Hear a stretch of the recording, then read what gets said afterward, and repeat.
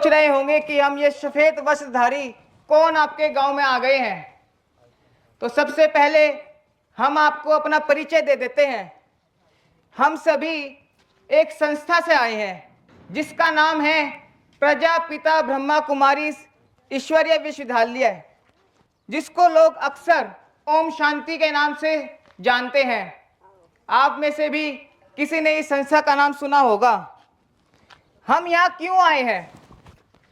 हम यहाँ पर आपसे एक चर्चा करने आए हैं। मैं आप सभी से एक बात पूछना चाहता हूँ कि क्या हम सभी अपने जीवन से खुश हैं? क्या हम सभी सुखी हैं? हम आपसे एक बात पूछते हैं, क्या आप सभी अपने जीवन से संतुष्ट हैं? हम कौन हैं? कहते हैं, हम उस ईश्वर से कहते हैं कि तुम मात पिता हम बालक तेरे। हम उस ईश्वर के बच्चे हैं। तो उस ईश्वर के बच्चे होते हुए भी आज हम सुखी नहीं हैं। हमारे घर में किसी न किसी बात पर कभी ना कभी कोई ना कोई लड़ाई झगड़ा हो जाता है। आज आप देखते हैं संसार में कितनी लड़ाई झगड़ा होते रहते हैं। लोग एक दूसरे को मार तक देते हैं और हम कहते हैं हम ईश्वर की संतान हैं। तो क्या हो गया है मनुष्य को? क्या उसका कारण है आज हमारे जीवन में दुख, अशांति, असंतुष्टता है? क्या कारण है उसका? एक छोटा सा ही कारण है कि हम एक भूल कर बैठे हैं। हम कुछ भूल गए हैं। हम क्या भूल गए हैं? हम स्वयं की पहचान भूल गए हैं। जब हम स्वयं की पहचान भूल गए तो जो हमारे अंदर गुण थे, शांति के गुण थे, प्रेम के गुण थे, शक्तियां थी, वह सब नष्ट हो गई। तो हम क्या भूल गए? अपनी पहचान भूल गए। यदि मैं आपसे पूछूं कि आप कौन हैं, तो आप क्या जवाब देंगे? आप अपने शरीर का नाम बता देंगे, हम फलाना जगह पे रहते हैं ये बता देंगे, हमारे माता पिता का नाम ये है ये बता देंगे। क्या यही आपकी वास्तविक पहचान है? नहीं। तो आज हम आपको बताते हैं कि आप कौन हो। आप इस चित्र को देख रहे हैं। इस चित्र में आप देख रहे हैं कि एक हड्डी मांस का पुतला है। यह शरीर भी एक हड्डी मांस का पुतला है कि नहीं? आप जवाब दीजिए। जब इस हड्डी मांस के पुतले में एक चेतन शक्ति आत्मा प्रवेश कर जाती है तो इस शरीर में भी एक ऊर्जा आ जाती है।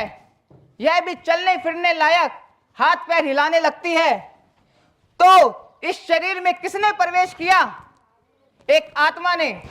तभी यह शरीर किसी काम का बन गया। तो हम कौन हुए? हम एक आत्मा हुए ना। जब कोई व्यक्ति शरीर छोड़ता है या कोई व्यक्ति इस दुनिया से चला जाता है तो हम इसको क्या बोलते हैं कि हे भगवान इसकी आत्मा को शांति दे। कभी आपने ये कहा कि भगवान इसके शरीर को शांति दे? कहा? हमेशा आत्मा कहा ना। तो आप कौन हुए? एक आत्मा हुए। आत्मा के कुछ गुण हैं। क्या गुण है? आत्मा ज्ञान स्वरूप है, शांति स्वरूप है, प्रेम स्वरूप है, आनंद स्वरूप है। तो क्या आप सभी में ये सारे गुण हैं? या हम अपनी भी बात करें, आप दुनिया में किसी को भी देखो, क्या उन सभी में आज ये गुण हैं? नहीं। आप अपने गुण और शक्तियों को खो बैठे हैं। क्यों खो बैठे हैं? क्योंकि आप अपने आप को शरीर समझ बैठे हैं। जब आप अपने आप को शरीर समझ बैठे तो आप अपनी गुण और शक्तियों को भी खो बैठे। तो आज हमने यह जाना कि आप एक आत्मा है, ये शरीर नहीं। आत्मा की 3 सूक्ष्म शक्तियां भी होती हैं, मन, बुद्धि और संस्कार। मन का काम है निरंतर सोचते रहना। आप देखिए, आप खाली भी बैठे हो या कुछ काम भी कर रहे हो, यह मन कहीं ना कहीं कुछ ना कुछ सोचता ही रहता है। तो यह कार्य हमारे मन का है। जब हम कुछ निर्णय लेते हैं कि हमको ये करना है या नहीं करना है, तो वह कार्य बुद्धि का होता है। और जब आप उस कार्य को कर लेते हैं और जब उसका परिणाम निकलता है वह हमारा संस्कार बन जाता है। तो यह आत्मा की ही 3 सूक्ष्म शक्तियां हैं। अच्छा, मैंने आपसे कहा कि आप एक आत्मा है, तो आत्मा कैसी ना कैसी दिखती भी तो होगी ना। मैं आपसे पूछता हूं कि आत्मा कैसी दिखती है, तो आप क्या बताएंगे? आत्मा कैसी दिखती है, बताइए आप। आत्मा में शरीर में जब आत्मा प्रवेश करती है तो कोई दिखती है, बाकी आत्मा किसको दिखती है?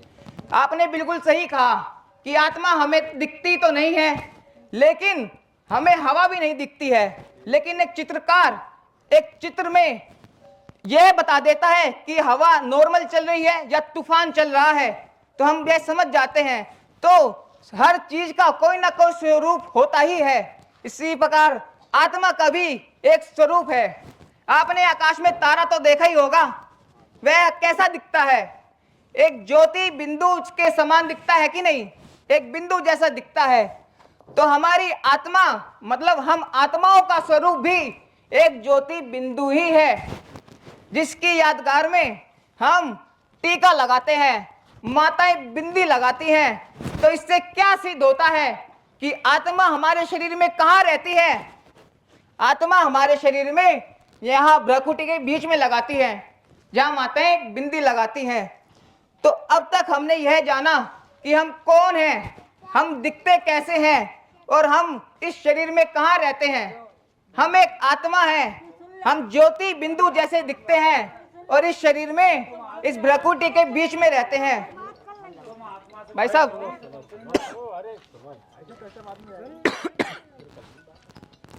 तो अब तक हमने जाना कि हम कौन हैं। अब एक बात और है, अब हमने कहा कि हम एक आत्मा है, तो हमारा कोई ना कोई पिता भी तो होगा ना। जो हमारे पिता हैं वह तो शरीर के हैं, जो हम देखते हैं, लेकिन हम तो एक आत्मा है ना। तो आत्मा का भी तो कोई ना कोई पिता होगा। जैसे हम दिखते हैं वैसे ही हमारा पिता भी दिखता होगा, क्योंकि जैसा पिता वैसा बच्चे, या जैसा बच्चे वैसा बाप। तो हम आत्माओं का पिता भी एक आत्मा जैसा ही होगा ना।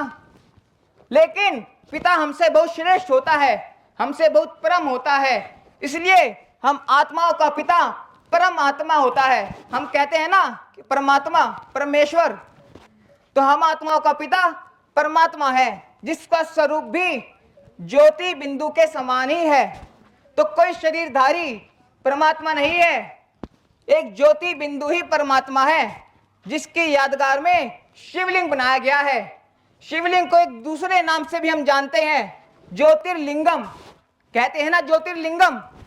तो ज्योतिर्लिंगम में शुरुआत में ही क्या आ गया? ज्योति। तो परमात्मा ज्योति स्वरूप है, बिंदु स्वरूप है, जिसकी यादगार में हमने शिवलिंग बनाया है और हम प्रतिदिन उसकी पूजा करते हैं। एक बात और, परमात्मा शिव को सिर्फ भारतवासी ही नहीं, आप देखेंगे सारी दुनिया ही किसी न किसी रूप में मानती है। भारत में तो आप देखते ही हैं कि शिवलिंग को हर कोई मानता ही है।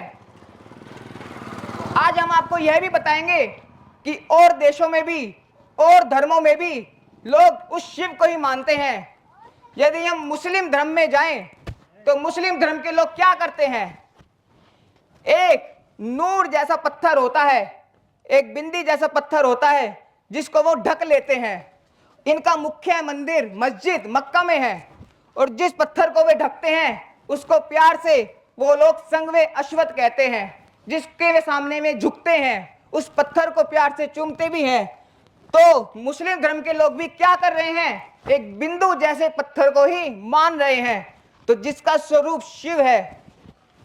हम और धर्मों में जाएं, क्राइस्ट ने कहा कि गॉड इज लाइट, परमात्मा प्रकाश स्वरूप है, कोई शरीरधारी नहीं कहा, प्रकाश कहा। हम और धर्मों में जाएं, गुरु नानक ने भी कहा एक ओमकार निराकार, निराकार कहा, साकार नहीं कहा, कोई शरीरधारी नहीं कहा, निराकार कहा। तो सभी धर्मों के लोग किसी न किसी रूप में उस परमात्मा शिव को ही मानते हैं। तो हम यहाँ पे एक संदेश यह लेकर के आए हैं, वह परमात्मा शिव जिसको हम मानते आए हैं, अब वो हम बच्चों की पुकार पर हम उसको पुकारते आए कि हे परमात्मा आओ हमको शांति दो, हम बहुत परेशान हो गए हैं। कहते हैं कि नहीं, पुकारते हैं कि इस परमात्मा को कि आओ हमको शांति दो। अब वह परमात्मा हमारी पुकार पर अभी सृष्टि पर आया हुआ है और हम बच्चों को यह ज्ञान दे रहा है कि बच्चे तुम ये शरीर नहीं, तुम आत्मा हो। मेरा भी कोई शरीर नहीं है, मैं भी एक बिंदु ही हूं, ज्योति स्वरूप हूं। परमात्मा भी सृष्टि पर क्यों आया है? हम बच्चों को फिर से जैसी दुनिया उसने हमारे लिए रची थी, फिर से वही सुंदर दुनिया जिसको भारत को सोने की चिड़िया कहा जाता था, तो परमात्मा शिव फिर से वह सोने की चिड़िया इस भारत को बनाने आया है, जहां पर कोई दुख नहीं होगा, कोई अशांति नहीं होगी, संपूर्ण लोग सुखी रहेंगे। तो आप सभी भी अब उस परमात्मा शिव को अपने आप को आत्मा समझ करके याद करेंगे तो आपके अंदर भी जो अवगुण है, किसी के अंदर क्रोध है, किसी के अंदर लोभ है, वह निकल जाएंगे। क्रोध शांति में परिवर्तन हो जाएगा, दुख सुख में परिवर्तन हो जाएगा। तो आप सभी अब शिव परमात्मा को अपने आप को आत्मा समझ करके याद करें। इसका हम ये जो ज्ञान हमने अब तक आपको सुनाया है, यह हमने किसी पुस्तक में पढ़ करके आपको नहीं सुनाया है। यह ज्ञान स्वयं शिव परमात्मा ने इस धरा पर आकर के एक मनुष्य तन का आधार लेकर के यह सुनाया है। तो आप सभी प्रजापिता ब्रह्मा कुमारी ईश्वरीय विश्वविद्यालय जो कि शिवनी मालवा में शिवपुर रोड पर है, तो आप सभी यदि इसके बारे में और जानना चाहते हैं और इस ज्ञान का संपूर्ण लाभ उठाना चाहते हैं, उस नई सुंदर दुनिया में चलना चाहते हैं जिसे परमात्मा शिव फिर से रच रहे हैं, तो आप सभी ब्रह्मा कुमारी संस्था में एक बार जरूर आइए।